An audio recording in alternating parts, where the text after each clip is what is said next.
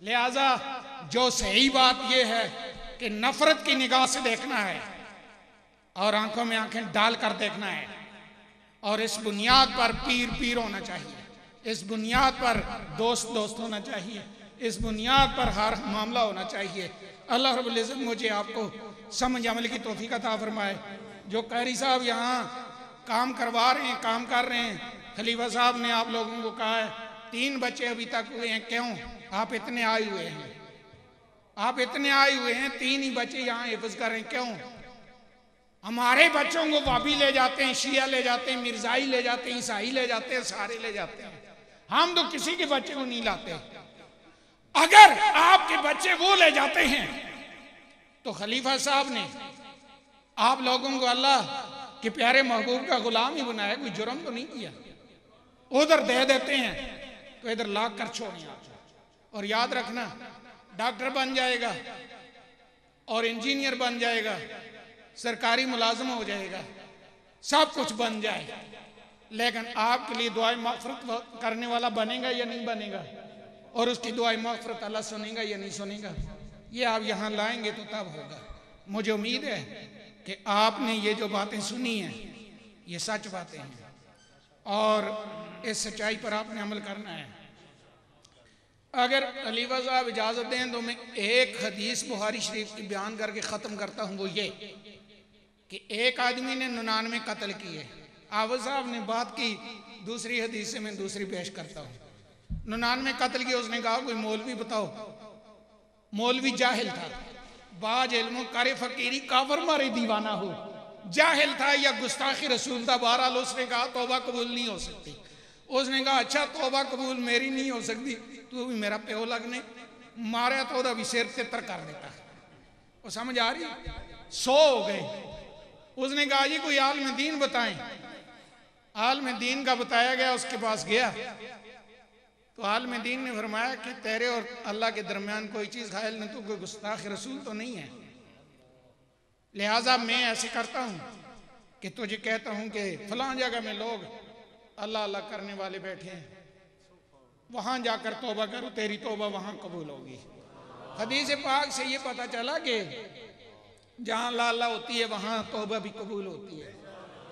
और जो जिक्र कोई कुफर कहे, बेदत कहे, सलाम में फेरता हूं तो ऐसे खड़ा होता है जैसे कोई बहुत बड़ा जुर्म हो रहा है और भाग रहा है। समझ आ रही है ना? कभी इस मुसलमान तो नहीं भागता। बहरहाल बात यह है कि वो थोड़ा सा चला तो उसको अल्लाह ने इस्राईल अलैहिस्सलाम को भेजा और उसकी रूह कब्ज़ कर दी। झगड़ा हो गया। जिब्राईल अमीन को इंसानी शक्ल में भेजा। फरिश्तों ने कहा ठीक ये फैसला करेंगे। जिब्राईल अमीन ने फरमाया, उस वक्त वो इंसानी शक्ल में थे, फरिश्तों के इल्म की बात जो करता है कि फरिश्तों को बड़ा इल्म है, नबी को इल्म नहीं है। इस खबीस ने कुछ पढ़ा हो तो इसको पता हो ना। तो जिब्राईल अमीन आए इंसानी शक्ल में, फरिश्तों को नहीं पता कि ये फरिश्ता है। वो कहते हैं इंसान आ गया, इससे फैसला कराते हैं। वो भी कहते हैं इंसान हमसे अच्छा है, ये कहता है नबी भी मेरी तरह बशर है। अब आप देखेंगे फैसला क्या हुआ। फैसला ये हुआ कि जिब्राईल अमीन ने फरमाया जमीन नाप लो, अगर अल्लाह वालों की तरफ करीब हो गया है तो जन्नत वाले ले जाओ, क्योंकि अल्लाह वालों के करीब जो होता है उसके कसम ख्वाजा हैं, वो जन्नत जाएगा। और अगर अभी सब्र थोड़ा किया, अल्लाह वालों से दूर है, तो ठीक है ले जाइए, ठीक है। जो अल्लाह वालों के करीब नहीं होता वो जाए ना इनके साथ। और जो मज़ार पे नहीं जाता, जो ज़ियारत पे नहीं जाता, फिर जाए ना इब्लीस जो बैठा हुआ है। अब जब ये फैसला हुआ तो देखने में देखा तो पीछे सफर थोड़ा किया था, 1 बलिश्त मसला जो हदीस पाक में है, आगे 9 बलिश्त रहता था। जहन्नम वाले फरिश्ते बड़े खुश हुए कि जी हमारा काम बन गया। उन्होंने कहा जी हमें ये फैसला पसंद है, अल्लाह वाले ही हैं। अब जब नापना फरमाया नाप लो, फिर कहते नापना क्या है, आगे 9 है, ये जाहिर बीन मौलवी, आगे नापना क्या है जी, हमें दें जी, हम ले जाते हैं। फरमाया नाप लें जरा। नापा तो जो नजर आने में 1 बलिश्त है, नापने में 9 बलिश्त है। और जो नजर आने में 9 बलिश्त है, नापने में 1 बलिश्त है। निगाह वली में ये तासीर देखी बदलती हजारों की तकदीर देखी, और वो तो हजारों की तकदीर की बात है, यहां तो जमीन ही बदल रही है, नाप तोल ही खत्म हो रहे हैं। वो अल्लाह के प्यारे महबूब के गुलामों के लिए कायनात उधर होती है जिधर ये होते हैं, लेकिन जिधर गुस्ताख रसूल होता है उधर नहीं होते। आप जब नापा तो ये निकला, और जन्नत वाले फरिश्तों के हवाले किया और वो जन्नत गया। हदीस में तो यही है। तौबा भी अभी नहीं की, तौबा तो वहां जाकर करनी थी अल्लाह वालों के पास, तौबा भी नहीं की, जन्नत वाले ले गए हैं, वो इस वक्त जन्नत में है। समझ आ रही है? वो जन्नत में है क्योंकि वो तौबा के इरादे से अल्लाह के नेक बंदों के पास जा रहा था। लेकिन अगर वो लंगर खाने के लिए सिर्फ आया है, ठीक है, मैं तो रोजाना महफिलों में होता हूं ना, ऐसे ऐसे देखता है, ऐसे ऐसे। सोल एरिया में पिछले साल चूरा शरीफ वाला एक साहबजादा है, वो सारे आलिम हैं, वो बैठे थे, तो एक मैंने कहा दुरूद इस्लाम में खुद ही पढ़ा रहा था, तो खड़ा हुआ, पहले खड़ा नहीं होना चाहता था, खड़ा हुआ तो फिर ऐसे करके मैंने दुरूद इस्लाम छोड़कर मैंने कहा खबीस के बच्चे, रोटी खाने आया है, हाथ बांध और पढ़, नहीं तो मार मार कर गधे का बच्चा बना दूंगा तुझे।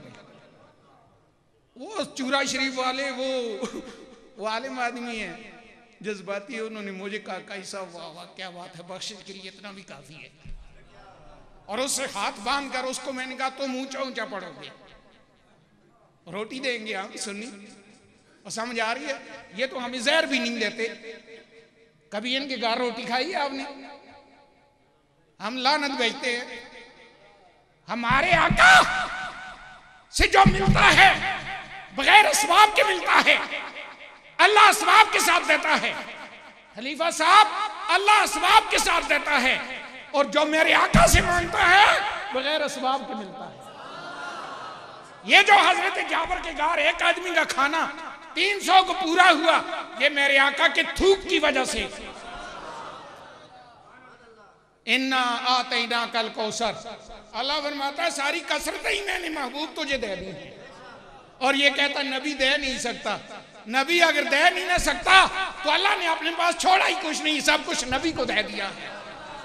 इन्नमा अना कासिमुन वल्लाहु युती, बुखारी बाबुल इल्म जो बुखारी का तू रट लगाता उसमें लिखा है कि जब से अल्लाह अता करने वाला बना है, आपको पता है ये सिफात हादसा है, जब से अल्लाह अता करने वाला बना है उस वक्त से मेरे आका तकसीम करने वाले बने हैं, और क़यामत तक ऐसे ही होता रहेगा। इसलिए हम प्यारे आका के दर से मांगते हैं, बगैर मुशक्कत के मिलता है। ना किसी गैर अल्लाह से मांगते हैं, ना बाहर से मांगते हैं, ना बेईमान होते हैं, ना खुद को शामिल करते हैं। या रसूल अल्लाह कहते हैं हमारी हर शय पूरी हो जाती है। वो खलीमा की जो पिस्ताना में दूध आया, क्या कोई खाना खिलाया था? और जो सवारी तकवार हो गई थी, क्या कोई गला खिलाया था? वो जो बकरियां पत्थरों में पैर के सैर होती, क्या उन्होंने वहां कोई खाना खाया था? निस्बत मुस्तफा से असबाब के बगैर आता है, निस्बत मुस्तफा से असबाब के बगैर मिलता है। और अगर निस्बत मुस्तफा ना हो तो जलील जलील होकर मिलता है, सबके यहाँ जलील होने के बाद मिलता है। मैं आप सुन्नियों को बता दूंगे, सुन्नियों के लंगर जारी हैं, ना हमारे साथ ईरान मदद करता है, ना सऊदिया मदद करता है, ना अंग्रेज मदद करते हैं, ना यूरोप करता है, ना अमेरिका कनाडा मदद कर रहा है। उसे ये या नहीं है? कोई सुन्नी बेईमान भी नहीं है, और सब के लंगर अपने घर में पूरे होते हैं। वो होते हैं या नहीं होते ये तो आपको पता है ना। इंशाल्लाह सारी बातों पर यकीन आ जाएगा, और मुझे उम्मीद है कि गैरत के साथ जिंदा रहेंगे।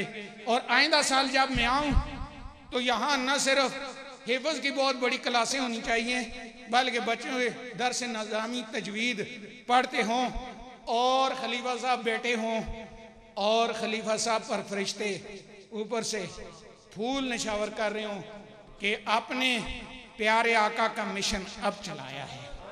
प्यारे आका का मिशन क्या है?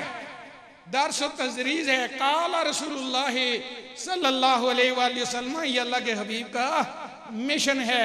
इस जगह को हम आलिम बा अमल उलमा पैदा करने के लिए चाहते हैं, और आपके तावन की ज़रूरत है, माली तौर पर भी और बच्चों की सूरत में भी, ताकि हमारे बच्चे हमारी बख्शिश का ज़रिया बने।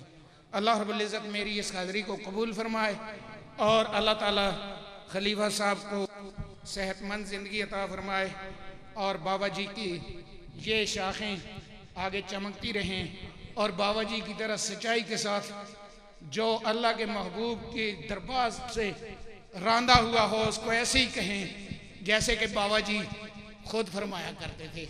मुझे उम्मीद है कि ये बात खरा सच्चा सच्चा रहेगा काम और खरे तरीके से ये जगह आगे बढ़ेगी। खलीफा साहब आप और मैं 50 साल बाद, बहुत दूर की बात कर रहा हूँ, नहीं होंगे, लेकिन ये जगह हमारी बख्शिश का जरिया होंगी। 1800 बच्चों ने जाम मस्जिद से हिफ्ज़ किया, मैं देख रहा हूँ बैठे यहाँ, और ये आपके मेरे बच्चे हैं और ये सही मानों में हमारे बच्चे हैं और इन बच्चों ने हमारे लिए जज़ाकल्लाह। ये सईद बाबा जी का नाम पूछकर रसीद इनको भेजनी है, ठीक है। अल्लाह ताला आप लोगों को जज़ाए खैर दे। मैं खलीफा आफ्ताब साहब की इस सादगी, प्यार, मोहब्बत, मेरा नाम एक पीर के साथ लिखा हुआ था, ये मेरी ज़िंदगी में पहली बात हुई, वरना मैं जूतों में ही होता हूँ और मैं सच बोलने वाला आदमी हूँ, मुझे पसंद कोई नहीं करता और अंबिया इकराम के गले में किसी ने हार नहीं डाला। कल एक बच्ची ने मुझे कहा कि अबू को मैं कहती हूँ, उसका नाम तुबा है और वो बच्ची उसकी सेहत ठीक नहीं थी, मायूस सी थी, तो मैंने एक तवीज़ दिया था, वो ठीक हो गई है, तो ठीक ठाक बच्ची है। तो आई तो कल जुमे के बाद मुझे कहती है अबू को कहते हैं नमाज का, मम्मी भी कहती मैं भी, तो लड़ते हैं। तो मैंने कहा जाकर बेटी अबू को कहना काई साहब कह रहे थे कि आपकी बड़ी मेहरबानी कि आपने जो हमने नमाज का हमारे साथ लड़ाई की तो हम ऐसे ही हो गई जैसे कि अंबिया इकराम के साथ लोग ऐसे किया करते थे। आपने घर के अंदर हमें बहुत बड़ा मर्तबा दे दिया। वो बच्ची बड़ी खुश हुई, कहती है बस ठीक है, मज़े हो गए। मैंने कहा लेकिन बेअदबी नहीं करनी, आपने नमाज का कहना है, वो लड़ेंगे तो आपने कहना है कि आपने अंबिया के सही वारिस मुझे बना दिया कि आपका ये कुछ कहना मैं बर्दाश्त कर रही हूँ और आपको नमाज का कह रही हूँ। आप लोग भी ज़रा बर्दाश्त करें और लोगों को दाढ़ी का कहें, लोगों को नमाज का कहें, लोगों को नबी पाक की सुन्नत का कहें, लेकिन हमारा हर अमल नबी पाक की मोहब्बत की तहरीक से होना चाहिए। जैसे अल्लामा ने फरमाया कि मेरी नमाज का इमाम अगर तेरी ज़ात का शौक ना हो तो मेरा क़याम भी हिजाब है और मेरा सुजूद भी हिजाब है। और मौलवी कहता है, जो मौलवी कहता है कि कौमें वतन से बनती है, वो कहता है कि नबी का ख्याल आ जाए तो नमाज ही नहीं होती।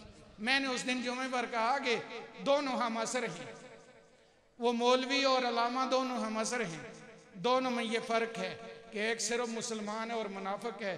कहता नबी का ख्याल आए नमाज नहीं होती, और जिसकी कब्र पर लोग हर वक्त दुआ मांगते हैं वो अलामा कहता है कि मैं नमाज में अगर तेरी सोच से हट जाऊं तो मेरी नमाज ही नहीं होती।